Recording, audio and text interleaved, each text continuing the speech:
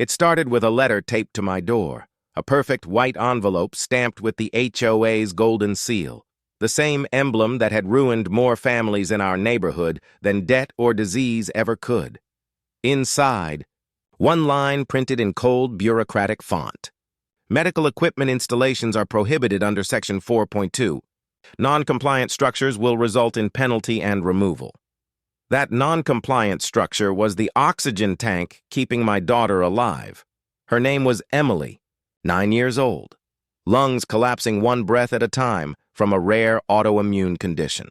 The doctors said she needed home oxygen therapy for 3 months, maybe less if the treatment worked. But Karen Dalton, our HOA president, didn't care. She called it visual clutter. When I begged for leniency, she said, "Rules exist for a reason, Mr. Hayes. We can't let one family's tragedy turn this community into chaos." I thought I'd heard cruelty before, until that moment. Within a week, she fined us $300 for unauthorized medical installations. By the next, she had a removal order issued. And the day I came home to find the tank gone, my daughter's lips were already turning blue. We barely got her to the hospital in time. Karen claimed it was an administrative misunderstanding. But deep down, I knew she wasn't just heartless. She was hiding something. Then came Evan, the poor maintenance boy everyone ignored, the one Karen fired months ago for attitude problems. He showed up at my porch one rainy night, soaked to the bone, holding a manila folder. "Sir," he said quietly, "I think your daughter was never supposed to get sick, and I can prove it."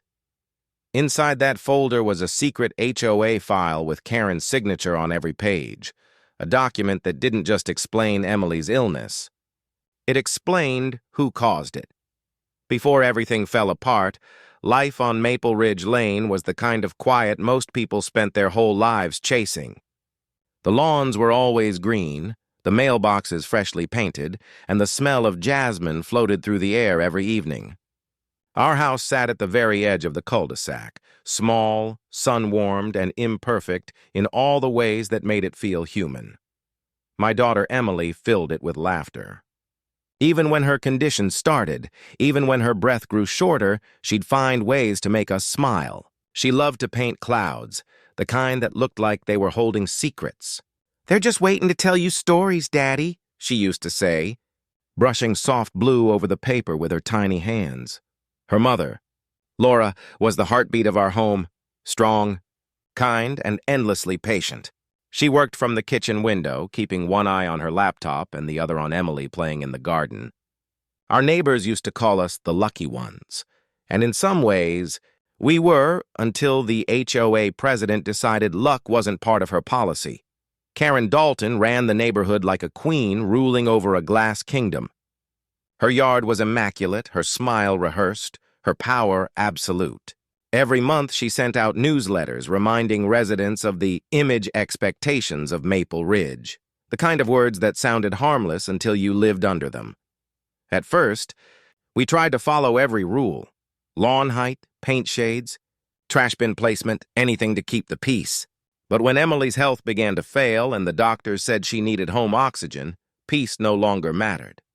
We emptied our savings to install the unit by her bedside, the long white hose coiling softly across her blankets like a lifeline. It worked. For the first time in months, she could sleep without struggling. Her cheeks regained color. The wheeze in her lungs softened to a whisper. I thought we'd finally found relief. Then came the letter. The HOA seal glimmered like gold. But the words inside were poison. Medical installations not permitted. When I called Karen, she sounded annoyed, like I was interrupting her dinner. "Mr. Hayes," she said, "we can't have industrial-looking machinery visible from the street. It sends the wrong message. I'll give you 72 hours to remove it." I told her if I removed that tank, my daughter could die. She paused, and then said coldly, "I'm sorry, but your personal emergencies don't override community regulations." I slammed the phone down, shaking with rage. Emily heard everything. She looked up at me and whispered, "Did I make her mad, Daddy?" That question broke me. That night, Laura and I sat by her bed, listening to the hum of the oxygen machine like it was the heartbeat of our home. For once, silence felt safe. We didn't know that silence was already cracking, and that somewhere, behind Karen's locked HOA office door, a file stamped confidential carried the secret that would explain everything about why Emily had fallen sick in the first place. It was the first Saturday of June, the day of the Maple Ridge Annual Health and Home Fair, an event Karen Dalton treated like her personal coronation. She called it a celebration of community values. Everyone else knew it was just another opportunity for her to remind people who ran the neighborhood. I didn't want to go. Not after the letter, not after the late-night arguments about fines. But Emily begged me. "Please, Daddy," she whispered through her oxygen mask. "I want to see the fireworks this year. I'll sit in the back. No one will even notice me." So we went. The park buzzed with laughter, music, and picture-perfect families. Karen stood near the stage in her trademark white suit, sunglasses glinting, clipboard in hand, the symbol of authority she never set down. When she spotted us, her smile froze like glass. "Well," she said loudly, ensuring every nearby ear could hear, "I see you decided to bring your medical equipment to a family event." I clenched my fists. "She needs it to breathe, Karen." Karen turned toward the small crowd forming around us, her voice syrupy sweet. "Of course she does. I just meant perhaps such machinery should be left at home during public events. It's a safety concern." A murmur rippled through the onlookers. One mother pulled her child closer. Another man shook his head and walked away, unwilling to interfere. Emily lowered her eyes. "I'm sorry," she whispered. Karen bent slightly toward her. "Oh, sweetie, don't apologize. You're very brave. We just need to follow the rules so everyone feels comfortable, okay?" The words burned like acid. I stepped between them. "Comfortable?" I hissed. "My daughter's dying, Karen." Karen's smile didn't falter. "And yet, Mr. Hayes, we all have our struggles. But emotional blackmail isn't going to change the HOA code." The microphone on the nearby stage crackled, her voice echoing across the park. Everyone heard it. Emily's breathing quickened. Her small hands trembled around the oxygen tube. Then, without warning, the tank began to sputter. "No," I gasped. "Not now." The gauge read 0. Karen stepped back, startled but said nothing. The crowd panicked. I dropped to my knees, cradling Emily as her lips turned pale. "Call 911. Laura screamed as the sirens wailed in the distance. Karen whispered just loud enough for me to hear. "You really should have followed the rules." I'll never forget the way she looked down at us, not with regret, but with irritation. Like our pain was an inconvenience to her perfect day. The paramedics rushed Emily away. The crowd dispersed. By the time the ambulance pulled off, Karen had already turned back to the stage, smiling for the cameras as if nothing had happened. But someone else saw what she'd done. Evan, the maintenance boy, standing near the sound booth, his phone shaking in his hands as he recorded everything. That was the moment he decided to fight back, because the oxygen tank wasn't just empty by accident. It had been tampered with. The night after the fair was the longest of my life. The doctors kept Emily in the ICU under close observation. Her lungs were weak, her oxygen levels unstable. Every time the monitor beeped, my heart stopped. I sat by her bedside, gripping her tiny hand as if my strength alone could pull her back to safety. When the nurses finally stabilized her, I stepped into the hallway. The hospital's fluorescent lights made everything look colder than it was. That's when I saw Evan, the maintenance boy, waiting near the vending machines, his phone clutched to his chest like evidence. "She almost died," he said, his voice shaking. I nodded, exhausted. "You saw it," he nodded back. "And I think I know why." Evan pulled up a video on his phone, shaky, grainy, but clear enough to see Karen standing by our booth earlier that day, clipboard in hand. As she turned to greet someone, her assistant crouched beside Emily's oxygen tank, fiddling with the valve. Seconds later, he stood up, gave her a subtle nod, and walked off. My stomach turned. "She did this. Her assistant did," Evan said, "but not on his own. She signs every order, every action, every instruction." The rage that built inside me was something I'd never felt before. My daughter's pain, her near death, wasn't just negligence. It was intentional. Why? I whispered. Why would anyone go this far? Evan hesitated. Because she's hiding something about your daughter's illness. I stared at him, disbelief colliding with dread. He lowered his voice. I used to work in her HOA office, mostly night shifts, cleaning. One night I saw her shredding old medical files in the storage room. She didn't know I was there. The labels on the boxes said HOA legal, health compliance. That didn't make sense to me. Why would an HOA have medical files? My chest tightened. You think one of those files was about Emily? He nodded. I didn't have proof. Not until today. From his backpack, he pulled out a thin manila folder, the one he'd hidden under his jacket. The cover was stamped. Confidential, Maple Ridge, Resident Health Survey, 2011. I flipped it open. Inside were medical assessments from when our neighborhood was first built, blood tests, soil analyses, resident health records, all signed by Karen Dalton, head of Community Safety Operations. And then I saw it. Subject Hayes. Emily, age, newborn exposure risk, level 3, source, waterline contamination. Action, contained, no disclosure required. Authorized by K. Dalton. My throat closed. I could barely breathe. Waterline contamination. From when the community opened. Evan nodded grimly. The HOA used a cheaper water filtration contractor, one owned by Karen's brother. The water lines leaked cleaning chemicals into several houses. They paid off families to stay quiet. You'd just moved in with a newborn. No one thought you'd notice. But your daughter was exposed. My hands shook as I flipped to the next page. Lab results from the hospital, redacted signatures, and one handwritten note in the margin.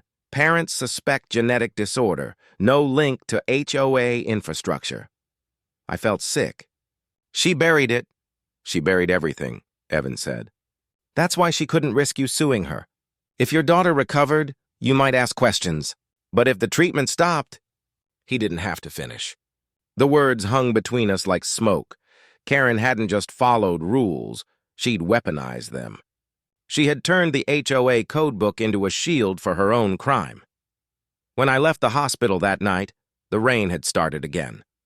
Karen's mansion glowed across the lake, tall, white, spotless. I stood there in the downpour, staring at those perfect windows, and whispered, "You took my daughter's breath. I'll take your silence."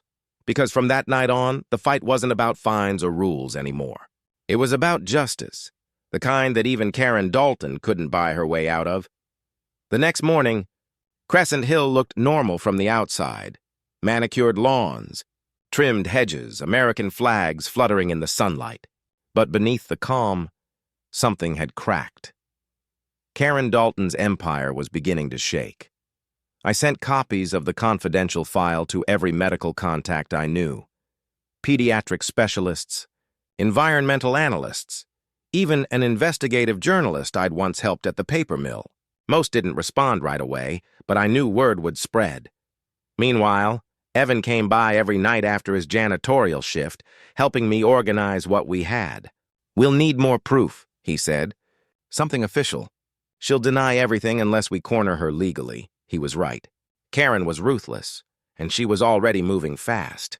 That same afternoon, a white envelope appeared on our porch, this time marked Final Notice. Violation, unauthorized storage of hazardous medical equipment. Penalty, $2,000 fine. Removal order effective immediately. Below the signature was a handwritten note. "You're not above the rules, Michael. Neither is your daughter." Laura tore the letter in half, trembling. "She's threatening a child, Michael. A dying child." That night, a patrol truck, branded with the HOA logo, circled our block 3 times, its headlights sweeping across our windows like a warning.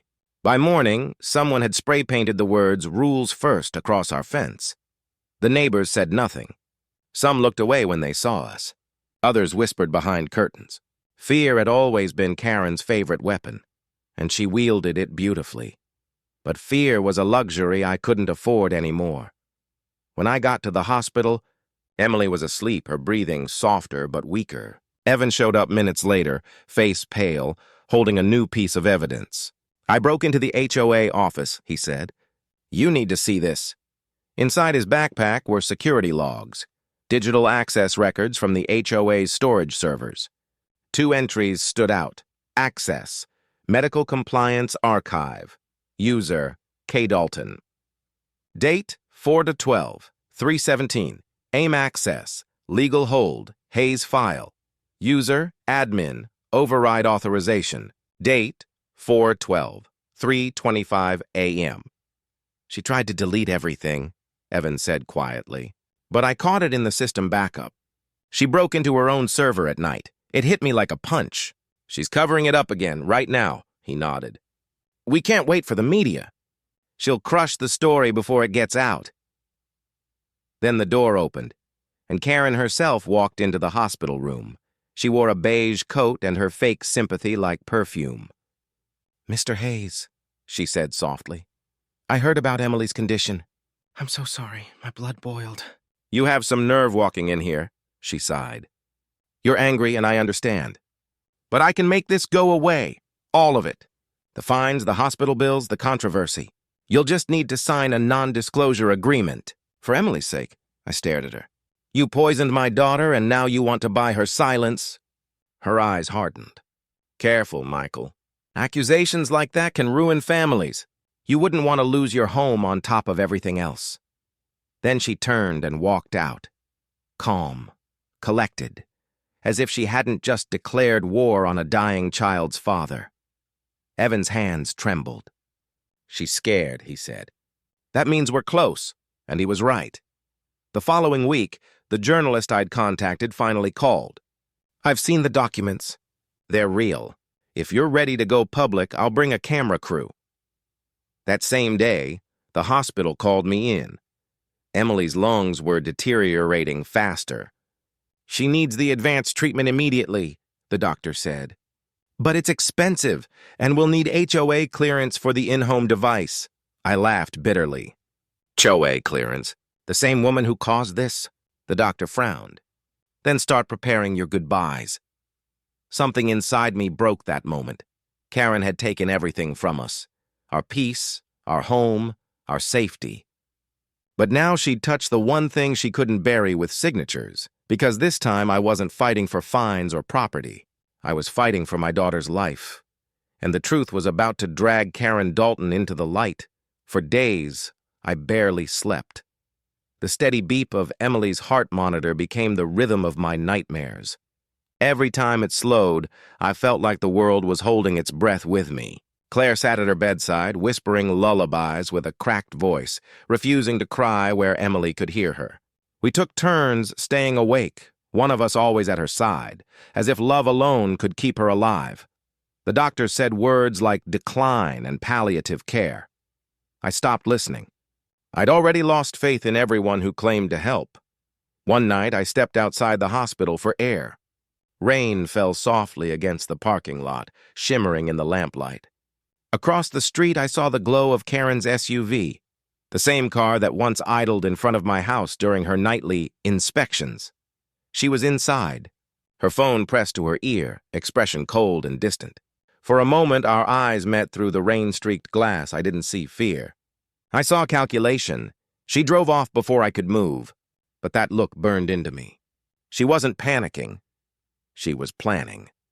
Back inside, Claire was staring at the oxygen monitor. It's dropping again, she whispered. They said the machine's filter needs replacement, but the HOA's medical inspection department still hasn't approved the upgrade. I clenched my fists. You mean Karen hasn't signed the form? That was the breaking point. I stormed into the hospital's administrative wing the next morning, demanding answers. The clerk fumbled through papers, avoiding my gaze. We're waiting for HOA environmental compliance, she said nervously.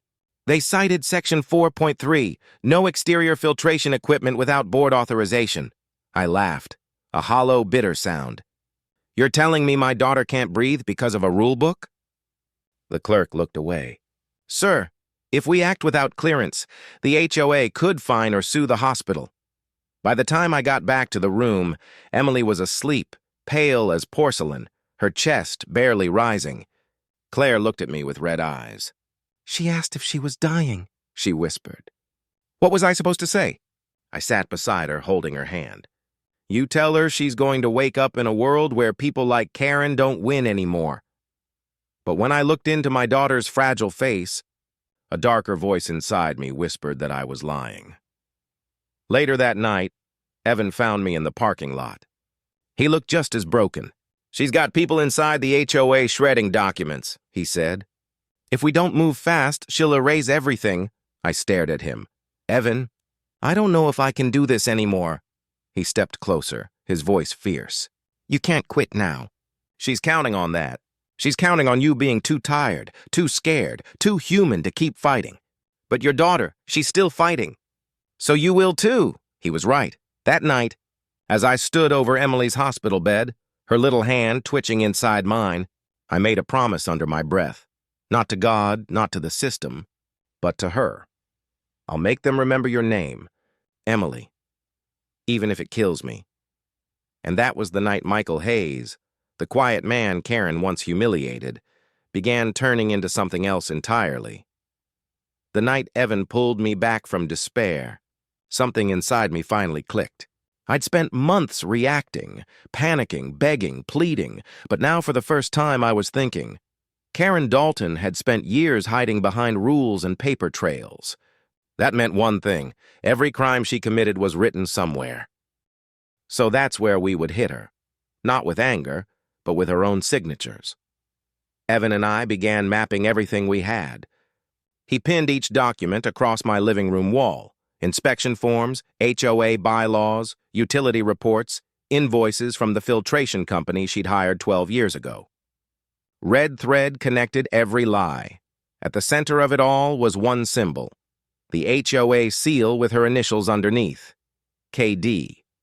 She used the HOA as a cover, Evan said, pointing to the documents. Look, Section 4.2 wasn't even part of the original charter. She added it 5 years ago after the first lawsuit threats. I frowned. You're saying she rewrote the bylaws to protect herself? He nodded. Every rule that hurt your daughter, it wasn't about community. It was about hiding the contamination. Anyone who brought in new filtration or outside testing risked uncovering the chemical traces in the pipes. My blood ran cold. So that's why she banned medical equipment. Oxygen filters, water treatment units, anything that might detect contamination. Evan looked up at me, eyes blazing. Exactly. And guess what else I found? He pulled out a printed email, dated 3 weeks earlier, from Cadalton Maple Ridge HOA org. 2. Facilities Director mrmaintenance.com. Subject: Urgent disposal. Remove and destroy all medical incident archives from 2011-2013. Legal risk escalating. Hayes' case remains confidential. I stared at the words, my hands trembling. She's still covering it up. Even now, Evan nodded grimly. She's panicking, which means she's vulnerable. But we need to hit her where she can't hide, in front of everyone she controls. The plan formed slowly but clearly. We'd use her next HOA meeting, her favorite stage, against her. Evan would handle the tech. I'd handle the confrontation. Are you sure? He asked. Once this goes public, you can't go back. I looked toward Emily's room. Her breathing was shallow but steady. I don't need to go back, I said quietly. I just need to finish what she started. Over the next few nights, we worked in silence, gathering every file, every piece of evidence. Evan hacked into the HOA's private server and downloaded meeting transcripts, payment logs, and private board messages. One in particular made me sick. If he keeps pushing, we'll classify the family as non-compliant and seize the property. I didn't recognize the other signature, just the initials LR, her vice president. But it was enough. By dawn, our plan was ready. The projector, the files, the footage from the fair, even Karen's assistant's confession that Evan had recorded in secret. Everything pointed to one truth. Karen Dalton hadn't just enforced cruel rules, she'd used the HOA as a weapon to bury her guilt. Before leaving the house, I stopped by Emily's bedside one last time. She stirred in her sleep, her fingers twitching around her stuffed bunny. Tomorrow, I whispered, I'll make sure the world knows what you've been fighting against. And for the first time in months, her lips curved into a faint smile, as if she somehow knew the storm that was coming. The morning of the HOA quarterly meeting felt nothing like any other in Maple Ridge. The skies were heavy with gray. The kind of stillness that comes before a storm tears through everything fake and fragile. Karen Dalton's house, where the meetings were held, looked pristine. American flag ironed flat, hedges trimmed to perfection, marble steps polished until they reflected the sky. From the outside, it was the picture of control. But on the inside, that control was about to collapse. Evan parked his old pickup 2 blocks away and checked the laptop one last time. "The projector's linked," he said. "Once I hit play, it'll switch from her slideshow to ours. She won't be able to stop it without cutting power to the whole system." I nodded, feeling the weight of everything, the files in my bag, the flash drive around my neck, and the quiet promise I'd made to a child lying unconscious in a hospital bed. "You ready?" he asked. "No," I said honestly, "but I have to be." We stepped inside. The air smelled of coffee and arrogance. Karen stood at the front of the hall, her perfect blonde hair twisted into a bun, pearls gleaming under the chandelier. The homeowners sat neatly in rows, eyes fixed on her as if she were royalty. "Good morning, everyone," she began, her voice sugary and sharp. "Today we'll address concerns about the Hayes property, along with community safety and compliance. There's been—" She paused when she saw me standing in the back row. Her smile froze, but she recovered quickly. "Mr. Hayes," she said brightly, "I'm glad you decided to join us. I hope this means we can settle things civilly." "Civilly," I repeated. "That's one word for it," Karen gestured to her assistant. "Please start the presentation." The projector hummed to life, a slideshow of bar graphs, maintenance budgets, and property values. The audience watched politely, bored but obedient. Then Evan, hidden near the control panel, pressed one key. The screen flickered. Karen frowned. "What's happening?" And then our footage appeared. The crowd gasped as the video of the fair played, Karen's assistant bending over Emily's oxygen tank, twisting the valve. Her own face turning away, the sound of me screaming for help, the chaos, the panic. Karen lunged for the laptop, but Evan had already locked the keyboard. "What is this?" she snapped. "This is an invasion of privacy." "No," I said, stepping forward, my voice steady. "This is justice." The next slide flashed on screen, her emails, her signatures, the confidential HOA health report with Emily's name. Gasps rippled through the audience as I read aloud. Subject, Hayes Emily. Exposure risk contained. "No disclosure required," murmurs filled the room. "Exposure risk?" someone whispered. "What's he talking about?" "Poison," I said. "Our water, our homes, our children." Karen's face drained of color. "That's absurd. Those files are fabricated." "Then explain this." I held up the printed email from 3 weeks ago. The one ordering disposal of medical archives. Her own signature glittered under the fluorescent lights. Her mouth opened, but no sound came out. "You covered up contamination to save your company," I continued, my voice rising with years of suppressed rage. "And when my daughter got sick, you used HOA rules to stop her treatment. Because if she recovered, she might expose you." The room erupted. Reporters who'd been tipped off by the journalist I'd contacted began snapping photos. Karen's board members tried to calm the chaos, but it was too late. Then Evan pressed one final key. A video clip played, grainy but unmistakable. Karen on a recorded call with her assistant saying, "Handle it quietly. The Hayes kid's condition is unfortunate, but we can't have another inspection team snooping around." The hall fell silent. Karen stepped back, trembling. That was taken out of context, but no one believed her. The neighbors she'd ruled over for a decade now stared at her like they were seeing her for the first time. Not as a leader, but as a fraud. I looked around the room and said the one thing that had been buried for too long. "My daughter isn't your mistake to hide. She's your proof that monsters can wear suits." And with that, the storm finally broke. The fallout began. The second Karen's voice finished echoing from the speakers. For a moment, no one moved. No one breathed. The words, "Handle it quietly," The Hayes kid's condition is unfortunate, still hung in the air like smoke after an explosion. Then the silence broke. Neighbors shot to their feet, shouting, filming, crying. Reporters pushed forward with cameras and microphones. The board members Karen once controlled like marionettes backed away from her in open disgust. "Is this true?" one man yelled. "You poisoned our water?" A woman clutching her toddler sobbed. "My son's been sick for months." "You told us it was allergies!" Karen's composure began to fracture. Her lips twitched, her voice trembling. "This is a gross misrepresentation. Those files are old. They mean nothing." Evan, standing beside me, held up a printed bank statement and read aloud. "Transfer of $250,000 to Willow County Hospital. Memo line, water testing compliance, confidential settlement." The words landed like a punch. Every camera in the room turned to Karen. She took a step back, heels scraping the marble floor. "You don't understand," she pleaded. "It wasn't supposed to go this far." "That's what you said when my daughter almost died," I said quietly.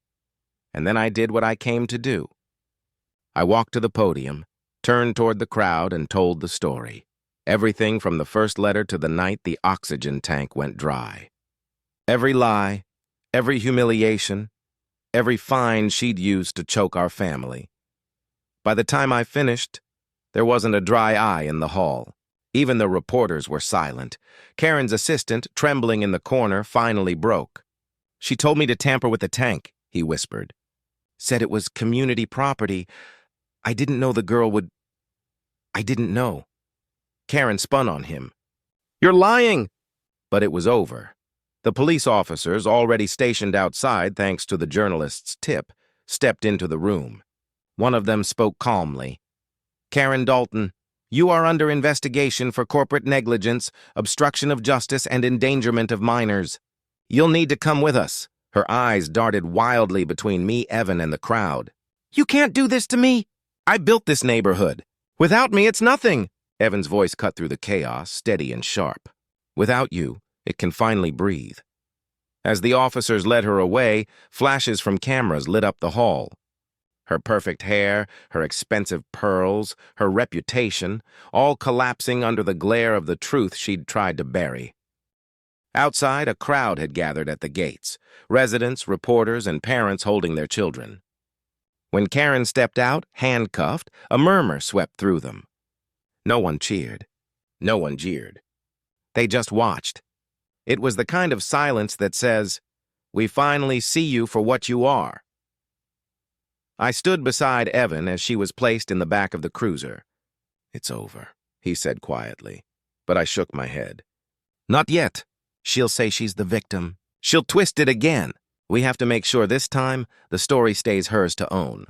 The next morning, the headlines hit every paper and screen across the county. HOA president arrested in water contamination. Cover-up. Child's near death. Uncovers decade of HOA. Corruption. Whistleblower janitor and grieving. Father expose hidden medical scandal. The story spread like wildfire. By noon, state investigators announced a full audit of Haven Clear Chemicals, the company Karen secretly owned through her brother. Federal environmental agencies moved in. A class action lawsuit formed within days. Crescent Hill became the symbol of how greed poisons even the cleanest lawns. Back at the hospital, Emily's recovery was slow but steady. She still couldn't breathe without the oxygen, but her smile had returned. Small, soft, and full of peace. "Did she say sorry?" she asked me. I brushed a strand of hair from her face. "Not yet, but the world heard what she did," she smiled faintly. "Then maybe she'll listen now." Outside her window, the sun finally broke through the clouds, bright, golden, unstoppable. Evan stood behind me, exhaustion in his eyes, but pride too. "You did it," he said. I shook my head. "No, we did. And she'll never bury another child's truth again." As I watched my daughter sleeping, the rhythmic beep of her monitor steady and strong, I realized something simple but powerful. Karen Dalton's rules had once been law, but now the truth was the only rule that mattered. The courthouse in Willow County had never been so full. Reporters crowded every step, microphones pointing toward the heavy oak doors where justice, long delayed, was finally about to arrive. The sign outside read, "State of California versus Karen Dalton inside." The air was thick with tension. Karen sat at the defense table, her face pale and brittle beneath layers of foundation. The woman who once ran an entire neighborhood with fear now looked small, dwarfed by the weight of her own empire's collapse. Her lawyer whispered in her ear, but she wasn't listening. Her eyes darted to the front row where I sat with Claire and Evan, our hands intertwined like anchors in a storm. The judge entered, gavel striking once. "We're here to determine responsibility for the contamination of Maple Ridge and the subsequent concealment of evidence related to minor Emily Hayes." The words alone made Karen flinch. The prosecution began with cold precision. They laid out every piece of evidence: her emails, her financial transfers, the audio recordings, the maintenance logs Evan had risked his job to recover, the hospital report, the falsified documents, even the HOA meeting footage. When they played the video of her saying, "Handle it quietly," the courtroom went silent. The only sound was Karen's shaky breath. Her attorney tried to shift blame to the facilities director, to the assistant who had tampered with Emily's tank. But the jury had already seen too much. Each lie she tried to spin only tangled her further. At one point, the prosecutor leaned in and said, "Mrs. Dalton, when did protecting your image become more important than protecting a child's life?" Karen's eyes glistened, but she said nothing. Then came my turn to speak. I stood, clutching the statement I'd written the night before. My hands shook, not from fear, but from 12 years of fury that had nowhere left to hide. "Your Honor," I began, "my daughter didn't just suffer because of a leak or an accident. She suffered because someone believed rules mattered more than people, because power became a god and compassion became a weakness. That woman," I pointed to Karen, "used her position to bury the truth, to fine me for keeping my child alive, and to make us believe we were wrong for fighting back." I paused, glancing at Karen. She thought she could hide behind laws and signatures. But the law exists to protect the innocent, not to armor the guilty. Karen's chin trembled. Tears streaked her makeup. "I didn't mean for her to get hurt," she whispered. I nodded slowly. "That's the thing about cruelty, Mrs. Dalton. It doesn't start with meaning to. It starts with indifference." The judge looked toward the jury, who needed less than an hour to reach a verdict. Guilty on all counts: corporate negligence, evidence destruction, and obstruction of justice. The sentence: 15 years in state prison. Immediate remand. When the gavel fell, Karen broke. The guards guided her from the room as she wept openly, whispering, "I'm sorry. I'm so sorry." But the apology felt weightless, not evil, not false, just empty. Like the words of someone realizing too late that they'd spent their life defending the wrong kind of order. Outside the courthouse, flashbulbs erupted. Reporters shouted questions.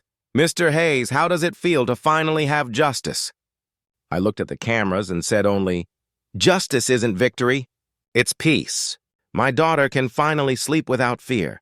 That night, the air in Emily's hospital room felt different, lighter. The beeping of her machines had steadied, her breathing stronger. The nurses whispered about impossible recovery signs. When she woke, she reached for my hand. "Did they stop her?" "Yes," I said softly. "They did," she smiled weakly. "Then I can rest now." But rest wasn't what she did. Over the next few days, her vitals improved faster than anyone expected. The specialists called it anomalous regenerative response. I called it faith finding its way through science. A week later, she was sitting up, sketching clouds again. "They look like they're smiling, Daddy," she said. "Like they know something good happened." Evan visited, quiet and humble as always. When he saw her drawing, he chuckled. "You're an artist again, huh?" She grinned. "I never stopped. I just ran out of air for a while." We all laughed, the kind of laughter that comes from surviving something that should have destroyed you. Months later, the Maple Ridge HOA disbanded permanently. The court appointed a restoration board, which used Karen's seized assets to rebuild the community, this time with free healthcare screening, open water reports, and memorial gardens for the affected children. At the grand reopening, Evan helped Emily cut the ribbon. Her tiny fingers trembled, but she did it herself. Cameras flashed, the crowd cheered, and for the first time in 12 years, I saw my daughter breathe without help. In the distance, beyond the hills, the old HOA office still stood, abandoned. Its gold seal faded, but for me, that building wasn't a reminder of corruption anymore. It was proof that even the strongest lies collapse under the weight of one child's truth. And as the sun dipped behind the rooftops, I whispered into the breeze, "You did it, Emily. You saved more than yourself. You saved all of us." 6 months after the verdict, Maple Ridge was no longer recognizable. The community that once worshipped symmetry and silence had finally found something real: compassion. The fences were still white, the lawn still bright, but now kids' laughter filled the air instead of Karen's endless HOA notices. Where the old boardroom once stood, a new sign gleamed in bronze: the Emily Hayes Center for Community Health. It wasn't fancy, but it was alive, full of color, noise, and hope. The funds seized from Karen's company had been redirected into it. Every week, children from across the county came for free medical screenings, physical therapy, and clean water testing. No one was turned away. Emily became the face of the foundation without ever trying to be. Her photo, smiling softly, oxygen tube barely visible, hung above the entrance with a quote she chose herself. "Kindness shouldn't need permission." That line became our neighborhood's new motto. Evan worked as the center's operations director, still wearing the same flannel shirts and shy smile. He avoided praise, but everyone knew without him none of it would have been possible. When the mayor tried to hand him a medal, he quietly declined. "I didn't save anyone," he said. The truth did. Claire, who had spent years trapped in grief, found her own way forward. She began a program for parents of chronically ill children, helping them navigate medical bureaucracy and giving them the kind of support she never had. At night, she wrote letters to families who had lost someone, quiet, handwritten reminders that healing isn't the same as forgetting. And me? I finally learned how to breathe again, too. Some nights, I still walk past the lake where Karen's mansion once stood, now a community garden. The reflection of the water is clearer than I've ever seen it, as if the land itself was washing away her lies. Flowers bloom where fear once ruled. Not everyone forgot her, though. 2 months after her sentencing, Karen Dalton wrote a letter from prison. No lawyers, no justifications, just 3 handwritten pages. She said she'd been working with environmental cleanup crews inside, teaching other inmates how to handle hazardous materials safely. The letter ended with, "I can't undo what I've done, but I can stop it from happening again. Please tell Emily she taught me what leadership really means." I never told Emily right away. I waited until her 10th birthday when she was strong enough to understand. We sat under the garden gazebo, sunlight spilling through the vines. I handed her the letter and she read it slowly, lips moving softly over each line. When she finished, she folded it and smiled. "She's learning," she said simply. That was it. No anger, no triumph. Just peace. As the evening light danced across her face, I realized that my daughter had done what courts and verdicts never could. She'd ended a cycle of cruelty not with revenge, but with forgiveness. And that forgiveness had changed us all. Maple Ridge would never again be perfect. The fences would chip, the lawns would overgrow, and rules would fade into memories. But for the first time, imperfection felt like freedom. And whenever I looked up at the sign above the clinic, I could almost hear Emily's voice whisper through the breeze. "We finally made the rules right." Daddy. A year after Karen's conviction, Maple Ridge had become something unrecognizable. Not the glittering, rigid suburb she'd once ruled, but a place with heartbeats instead of guidelines. The neighborhood that once feared imperfection now celebrated it. People left their fences unpainted. Kids rode bikes across lawns, and every evening, You could hear laughter echoing from the lake where Karen's marble mansion used to stand.